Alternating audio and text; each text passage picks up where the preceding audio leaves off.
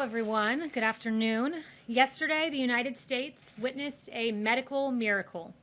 The first doses of a COVID vaccine were administered to frontline workers across the country. The president promised a safe and effective vaccine in record time, and President Trump delivered.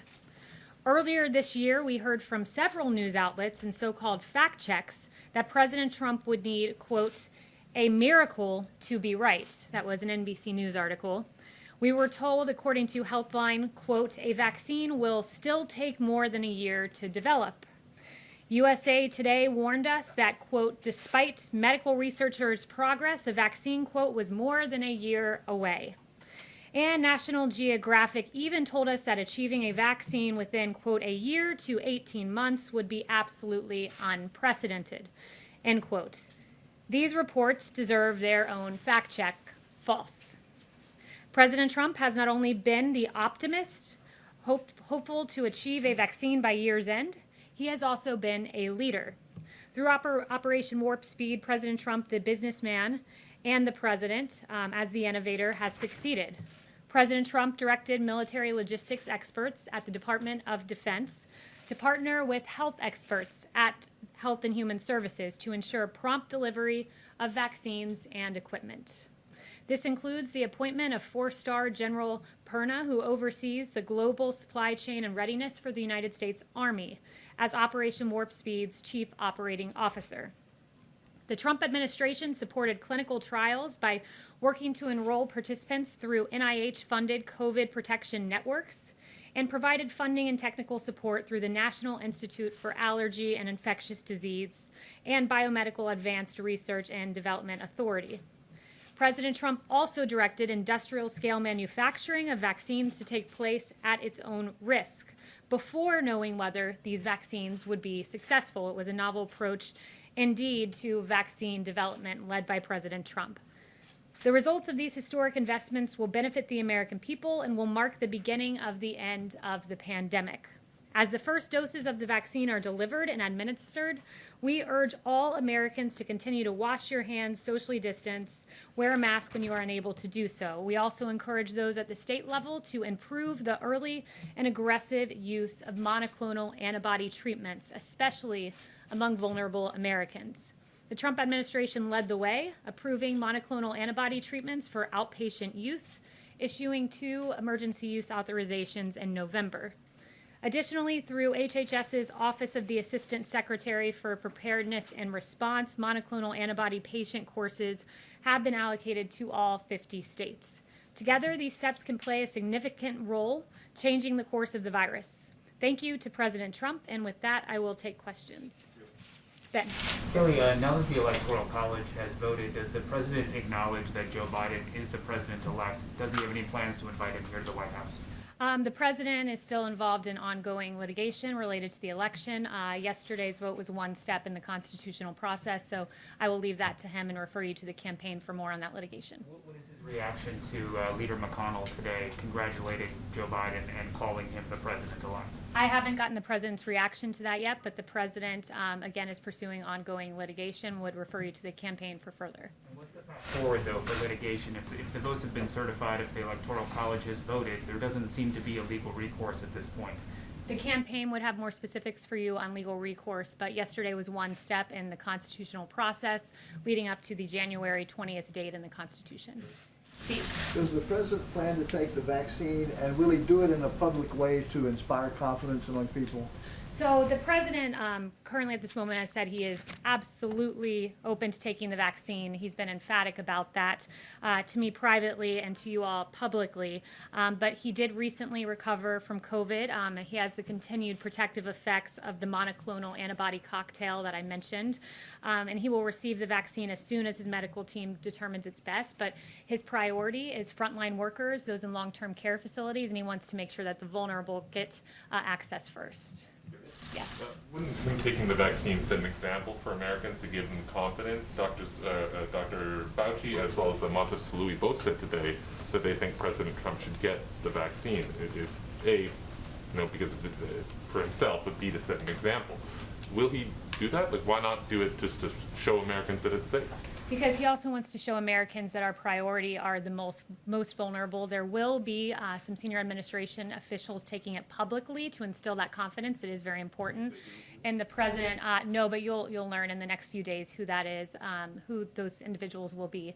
But they will be taking it publicly to instill confidence. The president wants to send a parallel message, which is, our long-term care facility residents and our frontline workers are paramount in importance, and he wants to set an example in that regard. I absolutely would be open to taking the vaccine.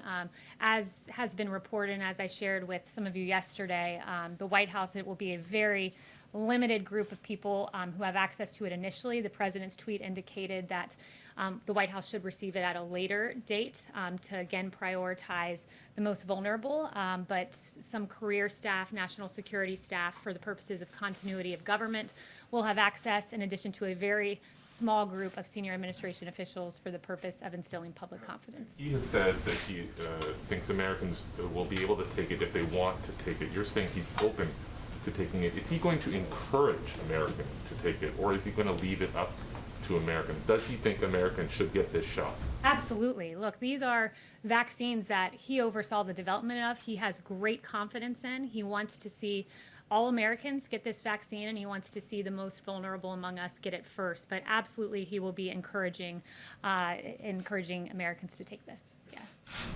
David.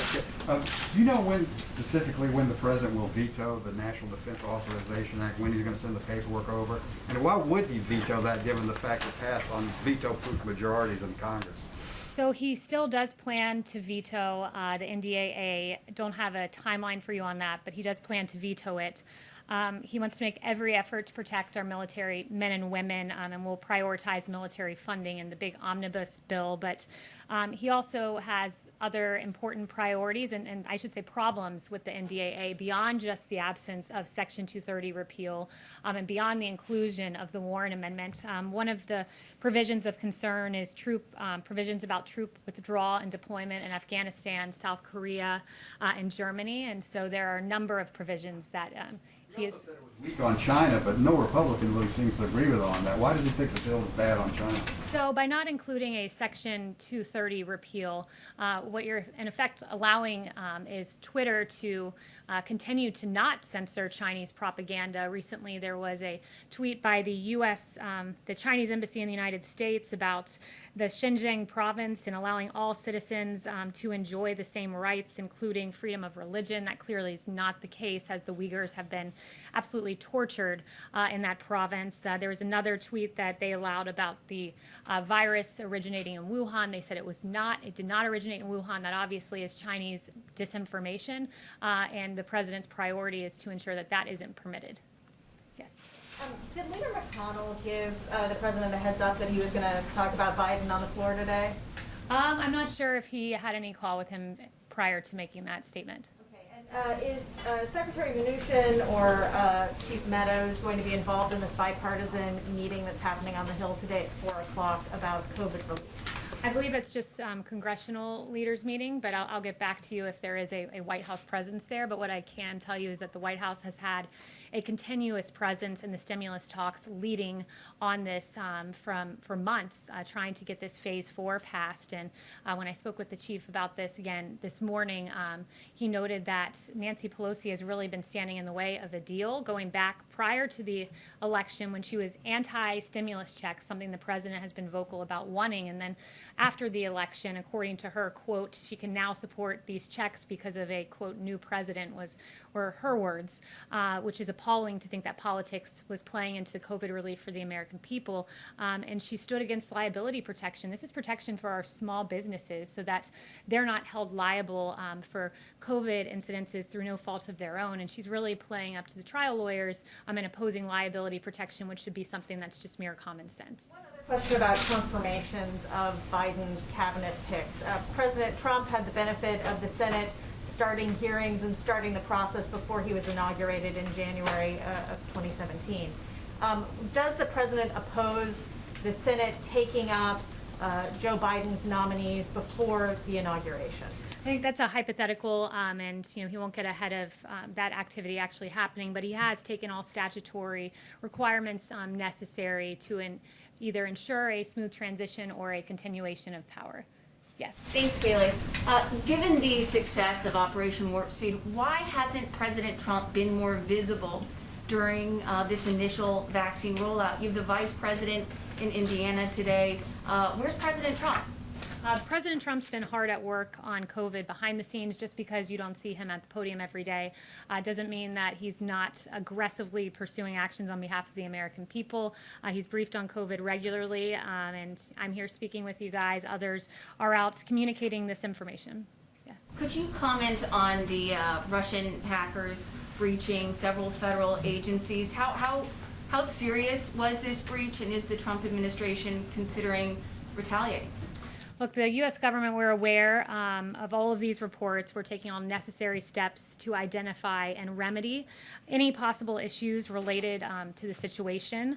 As one step in that process, CISA has issued an emergency directive on Sunday night for all federal civilian agencies to review their networks for indicators of compromise and disconnect or to power down SolarWinds Orion products immediately.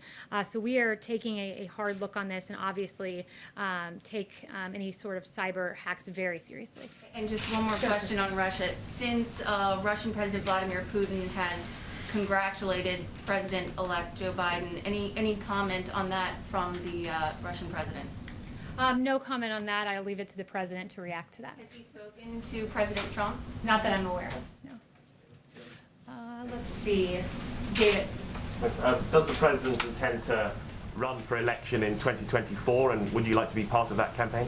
I will leave that to the president, but he's still pursuing ongoing litigation at the moment for this election. Yes. Todd. Thanks. President Trump supported the Texas lawsuit at the Supreme Court, and a lawsuit that President-elect Biden called an assault on democracy. How is it not anti-democratic to try to nullify 20 million votes?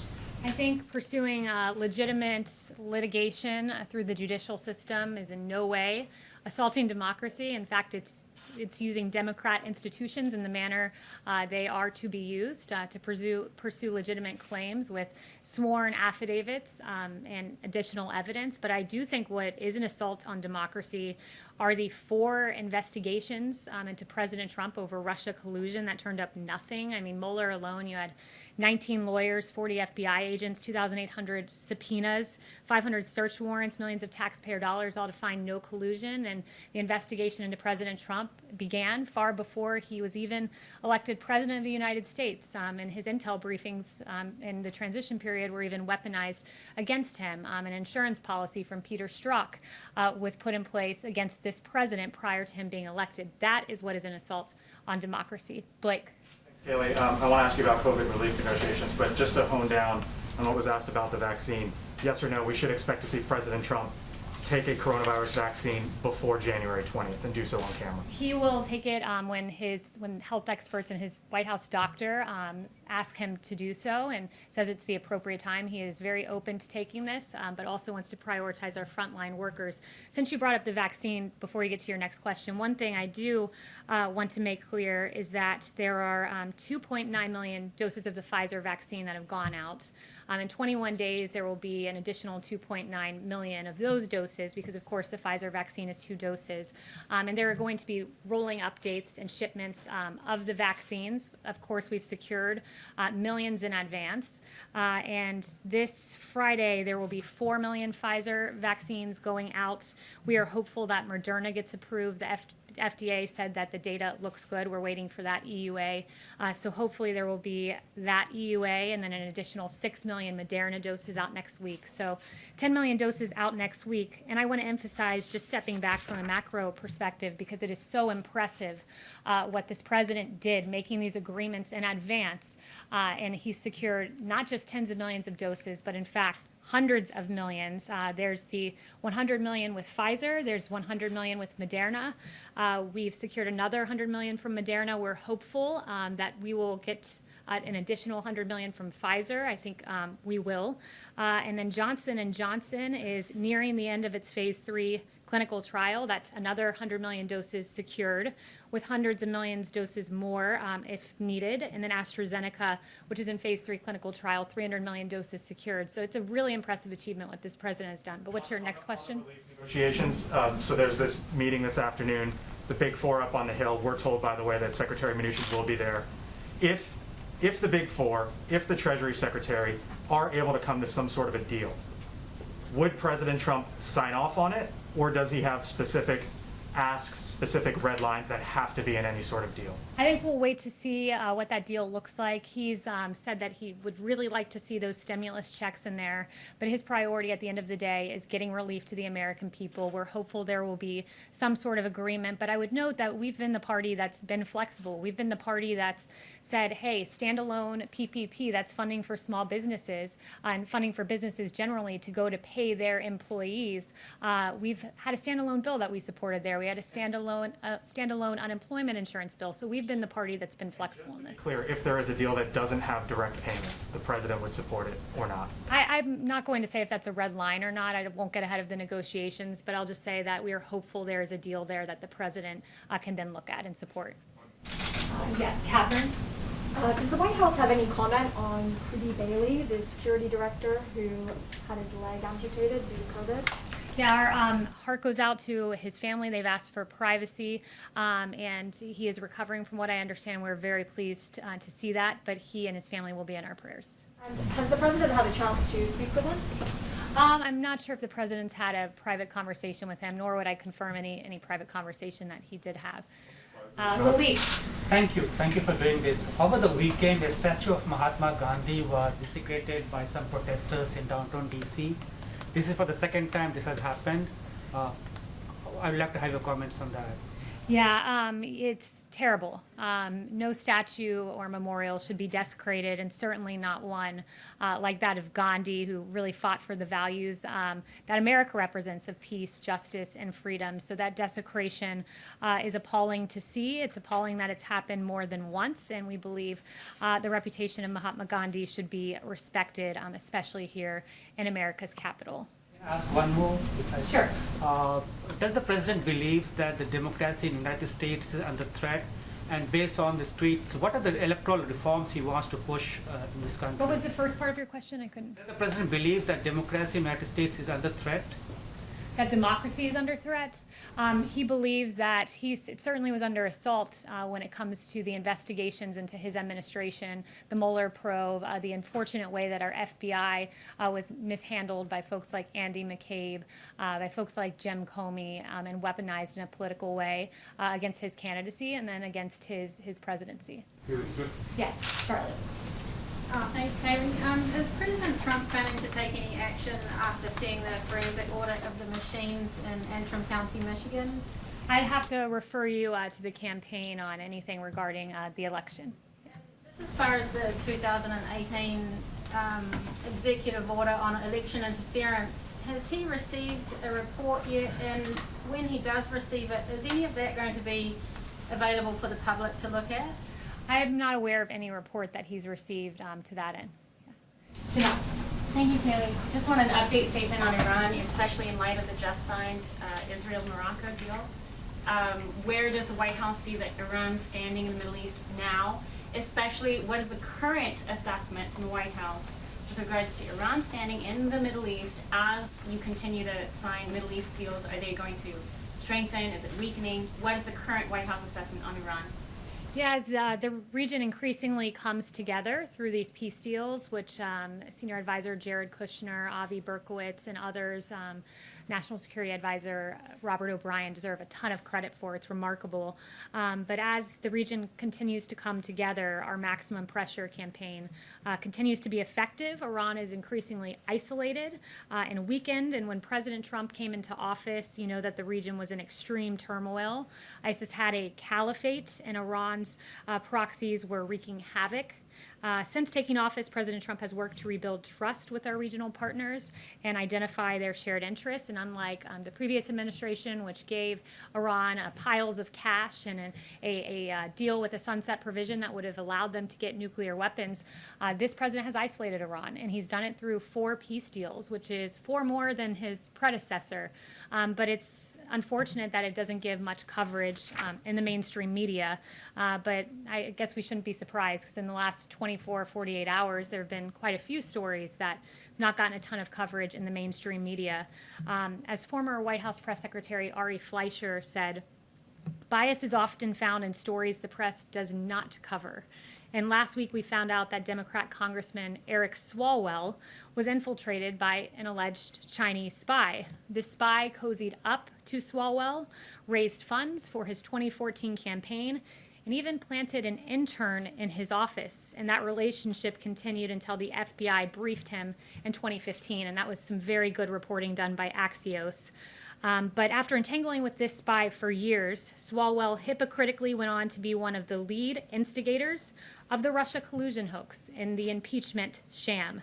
Swalwell wrote this on his congressional webpage: President Trump and his team are directly and indirectly tied to Russia. That was not true. He then said in September of 2020, the president has a compromised relationship with Russia. Untrue. April of 2019, he said President Trump certainly acts on Russia's behalf and acts like Russia's leader. Not true. January 2019, Eric Swalwell said it's pretty clear President Donald Trump is an agent of Russia. Not true. And Swalwell shamelessly claimed Donald Trump Jr. and Jared Kushner had an eagerness and a willingness to work with the Russians during the 2016 election. Again, it was false. In 2019, he falsely claimed this yet again when inquired about collusion by a reporter. And these baseless attacks were false, yet covered breathlessly by the media. There was no coverage, however, of Swalwell being the one implicated with not Russia, but China. In fact, the New York Times website, as of this morning, had not one result for Eric Swalwell's ties to Chinese spies. Not one result. And when the Swalwell story broke, guess how many minutes of coverage it got on ABC, NBC, MSNBC, and CBS? 0. CNN devoted 3 minutes and 16 seconds to it. However, it was covered on Fox. Interesting pre-election and post-election coverage, too, on the Hunter Biden scandal, which was not covered at all by many outlets in the lead up to the election. In fact, on October 15th, you had a New York Times headline that said, Trump said to be warned that he was being given Russian disinformation over Hunter Biden. Now, December 10th, just a few months later, New York Times headline, investigation of Hunter Biden is likely to hang over Biden as he takes office. Washington Post on October 16th, the headline read, the truth behind the Hunter Biden non-scandal. Now you have the Washington Post headline that says this, Hunter Biden tax probe examining Chinese business deals. Politico, October 19th, Hunter Biden's story is Russian disinformation. That's a favorite. Dozens of former intel officials say, false yet again. December 2nd, now Politico reads, Justice Department's interest in Hunter Biden covered more than taxes. Really interesting turn of events, and good for those who covered what was a story all along and not Russia disinformation. Isn't it hypocritical for you to accuse others of disinformation when you spread it every day?